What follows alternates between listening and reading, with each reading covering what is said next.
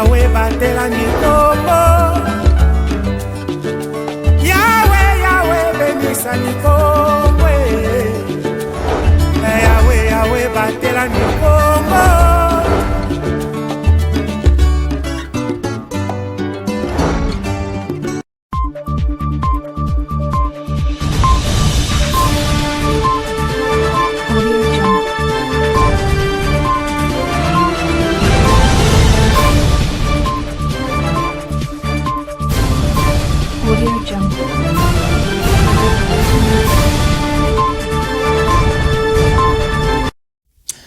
Je vous salue au nom de l'équipe rédactionnelle de Ma Bannière Télévision, mesdames et messieurs. Cette édition du journal vous est réalisée par Comès Tamba qui est assisté par Grace Falanka.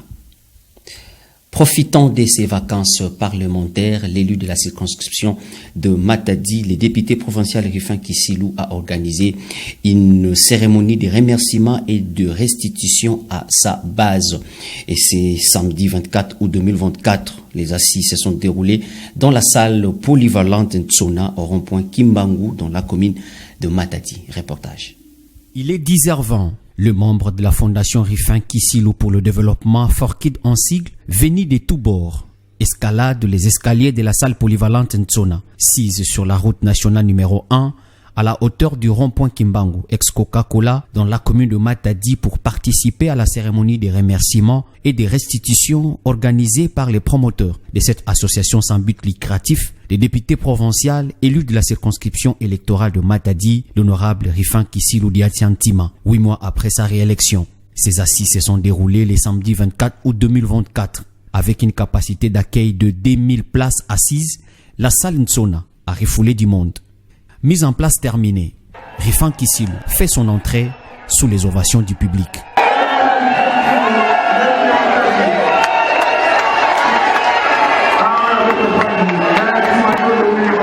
La prière d'ouverture, l'hymne national, le mot de bienvenue et celui de l'autorité morale, telles sont les étapes qui ont marqué cette cérémonie de restitution et de remerciements. Je remercie en premier le président de la République, Félix-Antoine Tshisekedi Tshilombo, qui a ménagé aucun effort pour la tenue des élections en RDC. Mon autorité morale du parti, les sénateurs Baeti Lukwebo, y compris, mais aussi à Papa Simon Kimbangu Kiangani. Je dis merci à tous les membres de la Forkid que vous êtes et à la population matadienne en général, car vous m'aviez porté sur vos épaules.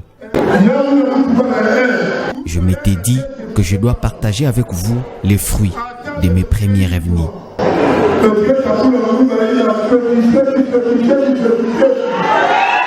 À l'issue de la cérémonie, quelques membres se sont exprimés. Ce qui m'a poussé de me faire membre de la famille Forkid, c'est l'essence sociale de l'honorable Rufin Kissilou. Il a les notions du savoir-vivre, mais aussi il a de très bonnes idées. Au total, 2308 membres ont pris part à cet événement. Signalons que ces assises ont connu la présence des chefs des quartiers, les conseillers communaux et autres. Toujours dans ces chapitres, à l'issue de la cérémonie, quelques cadres de la fondation Rufin Kissilou pour le développement Forkid en sigle se sont livrés à la presse. Il s'agit donc de l'inspecteur général et le coordonnateur de cette ASBEL. Ils se sont exprimés tour à tour. Suivez. L'activité de ce jour a été beaucoup plus concentrée sur la restitution des activités de l'honorable au niveau de l'Assemblée provinciale. Nous n'est censé ignorer qu'après chaque vacances parlementaire, alors les députés sont obligés de passer au niveau de leur base pour faire la restitution concernant toutes les activités qu'ils ont pu entreprendre pendant qu'ils étaient au niveau de l'Assemblée provinciale. Et alors aujourd'hui, l'honorable Rufin Kissilou a choisi cette journée afin qu'il puisse faire lui aussi la restitution au niveau de sa base qui lui ont donné confiance lors des élections de décembre 2023. Les impressions sont bonnes, c'était très bien. Vraiment, l'honorable Rufin Kissilou, il était à la hauteur de ces 2 points phares qu'il a parlé auprès de la population de la ville de Matadi. Les messages pour la population de la ville de Matadi, pour s'adhérer, c'est facile. Vous allez passer à la permanence vers Rond-Point Nzanza sur les bâtiments Galerie Tona. Quand vous venez, on va vous donner tous les détails voulus et puis vous êtes membre de la fondation.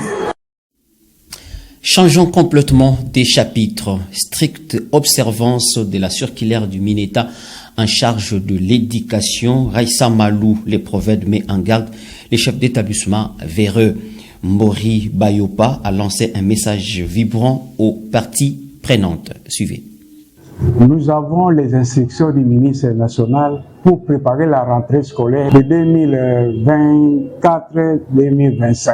Ces instructions disent comme suit. 1. Les parents sont libres d'aller acheter les documents scolaires au marché, tout comme les uniformes. Aucune école, j'insiste, qui peut vendre les documents scolaires à l'école. 2. Aucune école qui peut percevoir les avances de frais scolaires, privés tout comme publics. Aucune école qui peut demander la réinscription, surtout les écoles privées. C'est interdit par les ministres. L'inscription est gratuite. L'inscription est gratuite. J'insiste 3 fois, l'inscription est gratuite. Celui-là qui se fera attrapé, il s'en prendra lui-même. Tout d'abord, il sera suspendu. Le DE ou bien le DA, il va faire l'intérim. Nous avons instruit tous les sous-prophètes, tous les coordinateurs provinciaux et les sous-coordinateurs sous-provinciaux. Et je rappelle aux sous-prophètes d'être stricts, de ne pas rester au bureau, circuler dans les écoles. Revenons sur la réhabilitation d'une partie de la chaussée sur l'avenue Tsangoulouyeye, autrefois source d'accident dans cette partie de la ville de Matadi. La population a manifesté son assentiment via notre micro. Suivez.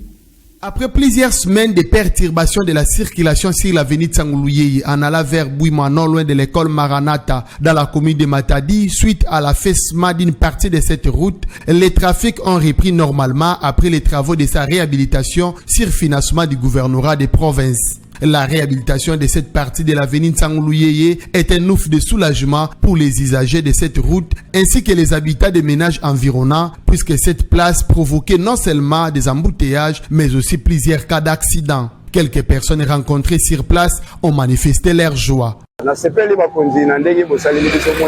Merci aux autorités pour la rénovation de cette place.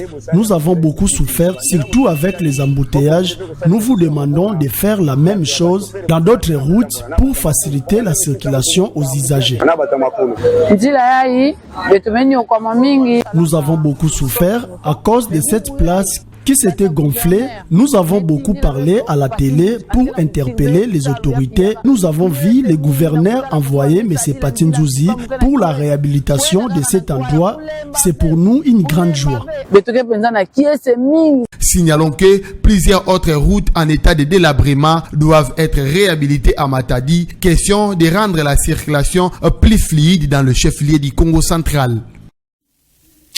En international, le chef du service du renseignement israélien sont en Égypte pour tenter de parvenir à un accord de cessez-le-feu au point mort. Mais sur les terrains, les combats sont incessants, notamment les frappes. Un élément de nos confrères de France 24. Des espoirs au milieu du chaos. Ces Palestiniens inspectent les décombres après que de nouvelles frappes israéliennes se soient abattues sur un camp de réfugiés. Nous étions assis ici comme des boucliers humains. Ce sont des monstres. Nous n'avions jamais vu une chose pareille. Ils ont mis des explosifs dans cette maison et l'ont fait exploser. Tous ici espèrent une trêve rapide pour en finir avec la guerre. Selon les Nations Unies, 90% de la population de la bande de Gaza a été déplacée depuis le 7 octobre. De nombreux ordres d'évacuation ont été passés par l'armée israélienne, forçant les habitants de Gaza à vivre dans des conditions catastrophiques. La situation ne cesse de s'aggraver. Nous remercions Dieu, mais nous appelons également les personnes concernées, les gouvernants et les décideurs à nous regarder et à mettre un terme à cette situation. Dans les rues de Tel Aviv, les photos des otages sont partout. Ici aussi, les habitants vivent dans l'attente d'un cessez-le-feu. Mais après plus de 10 mois de guerre, certains commencent à perdre espoir. Malheureusement, je n'ai pas beaucoup d'espoir qu'on parvienne à un accord de cessez-le-feu. Il a été reporté et annulé tant de fois. Je le dis avec tristesse, je ne pense pas que cela se produise. Si nous perdons l'espoir, il ne restera plus rien. Et c'est pour cela que nous sommes encore là. Et c'est pour cela qu'il y a de l'espoir et qu'il y en aura toujours. Mais c'est dur. Ce n'est pas facile. 105 otages israéliens seraient encore retenus dans la bande de Gaza, alors que le nombre de morts dans le territoire palestinien depuis le 7 octobre a dépassé les 40 000, selon le ministère de la Santé du Hamas. C'est la fin de ce journal. Messieurs et dames, merci pour vous de l'avoir suivi. Au revoir.